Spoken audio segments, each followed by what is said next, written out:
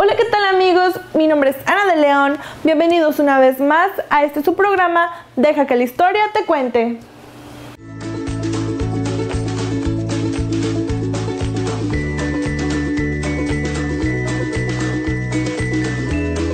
El día de hoy nos adentraremos en el siglo XVI, ya que es ahí donde inicia nuestra aventura. Los invito a que me acompañen a viajar en el tiempo y descubrir cómo fue que llegó la prensa escrita a nuestro país. Las bases del periodismo en nuestro país se remontan a la época colonial en el siglo XVI, cuando circulaban por las calles de la capital de la Nueva España los famosos pregoneros, que a pulmón abierto gritaban en plazas públicas o sitios de gran concurrencia como los mercados las noticias de actualidad. Obviamente que esta labor era realizada bajo la supervisión de las autoridades coloniales, que a través de los cabildos otorgaban permisos expresos a estos ingeniosos hombres. La llegada de la imprenta a México ocurre en 1539, cuando a instancias del arzobispo Fray Juan de Zumárraga llega a radicar en la capital de la Nueva España el impresor italiano Juan Pablos. De manera paulatina se fueron instalando más talleres de impresión con los que iniciaba la circulación de hojas volante. La primera de ellas que es impresa en nuestro país es el Mercurio Volante, editada en 1693 por el intelectual Carlos de Sigüenza y Góngora, con noticias de carácter histórico y científico. Desde la llegada de la imprenta, los periódicos y las hojas volantes en México y en el resto de Hispanoamérica tuvieron una utilización práctica.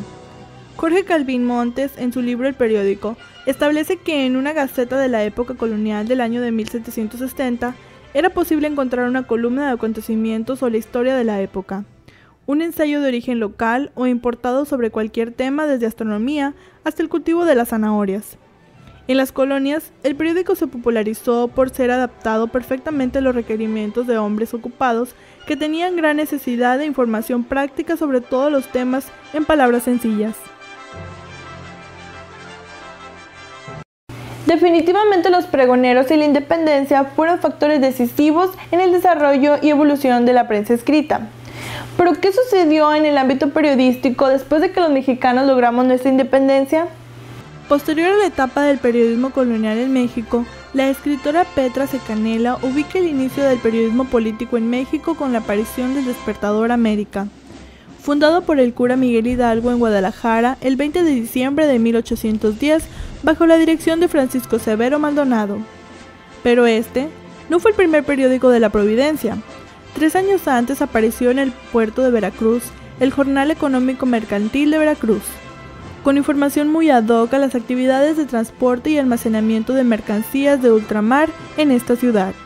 Aunque la elaboración del periódico no fue considerada en esta época como una actividad que significaba abundantes ingresos económicos, la práctica del periodismo fue eficiente para la difusión de corrientes de pensamientos entre grupos selectos de lectores que crecieron en número conforme se fueron abatiendo los índices de analfabetismo en todo el país. A partir del Despertador América de Hidalgo, fue muy notorio que los periódicos se editaran sirviendo como banderas de luchas ideológicas de grupos precursores de las transformaciones sociales que buscaban en México independiente. A partir del Despertador Americano de Hidalgo, fue muy notorio que los periódicos que se editaron sirvieron como bandeja en la lucha ideológica de los grupos precursores de la transformación social que buscaba un México independiente. También con esa necesidad se divulgaron ideologías, se propició la proliferación de los talleres de impresión en distintas ciudades. La prensa también jugó un papel relevante durante la invasión francesa. La respuesta del gobierno imperial a los periodistas opositores fue drástica y violenta en muchas ocasiones. Dentro del bando republicano, identificados con la causa jurista, participaron Francisco Zarco con la independencia mexicana, Guillermo Prieto en Monterrey con el cura de Tampajón y el monarca en San Luis Potosí, Ignacio Ramírez, que publicó La Opinión en Sinaloa y La Insurrección en Sonora. Los periodistas liberales, además de tener que ocultarse y verse obligados a emigrar constantemente al ser perseguidos por el imperio, fueron combatidos por personajes afines al gobierno monárquico de Maximiliano. En las publicaciones El Boletín de Orizaba, El Verdadero Eco de Europa, La Opinión, La Reacción y El Veracruzano, además de La Prensa y El Pájaro Verde. Estos dos últimos se editaron en la capital.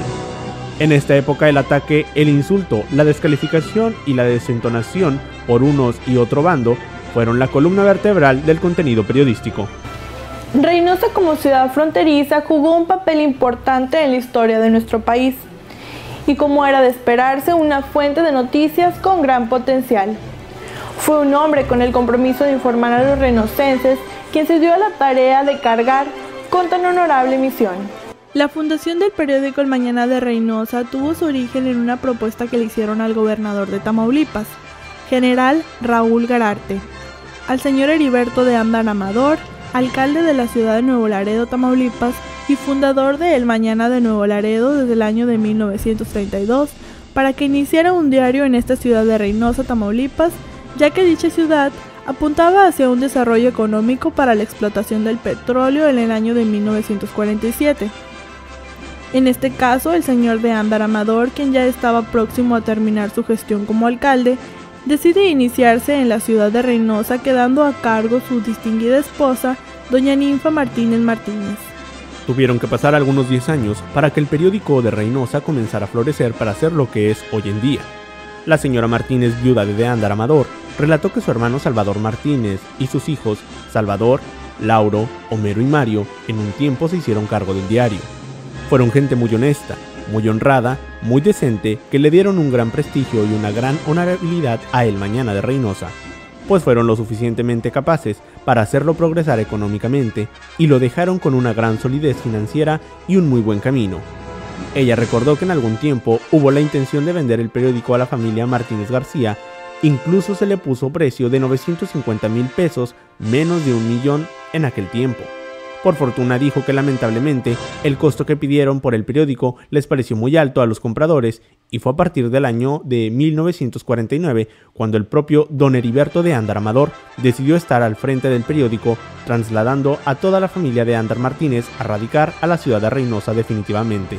Hasta la fecha y desde hace 20 años, las instalaciones del Gran Diario Regional Independiente se ubican en la calle Matías Canales de la colonia ribereña, en donde siguen con la misma mística e ideas que desde hace 56 años vienen poniendo en práctica.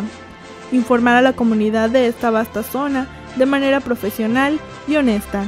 Después de una enfermedad, don Heriberto de Ándar muere en el año de 1968, año de las Olimpiadas, quedando a cargo don Heriberto de Ándar Martínez, uno de sus hijos, quien tuvo que regresar desde la Ciudad de México, donde estudiaba Ciencias Políticas y Sociales en la Universidad Nacional Autónoma de México. La señora Ninfa explicó que en Nuevo Laredo, una de sus hijas, la señora Ninfa de Ándar Martínez, se quedó a cargo del periódico El Mañana en aquella ciudad, y que posterior a la muerte del fundador, el licenciado Orlando de Ándar Martínez, comparte responsabilidad en la dirección del diario en Reynosa, conjuntamente con su hermano Heriberto de Ándar Martínez. Afortunadamente hoy en día, como el primero desde hace 66 años, se trabaja con tesón, con entusiasmo, soportando problemas y resolviéndolos hasta llegar a ser lo que hoy constituye la empresa periodística más grande del norte de Tamaulipas, Editora de Mar, SADCB. Y bueno amigos, hemos llegado al final de este programa. Los invito a que se suscriban, compartan y denle manita arriba. Nos vemos en la próxima edición de su programa, Deja que la historia te cuente.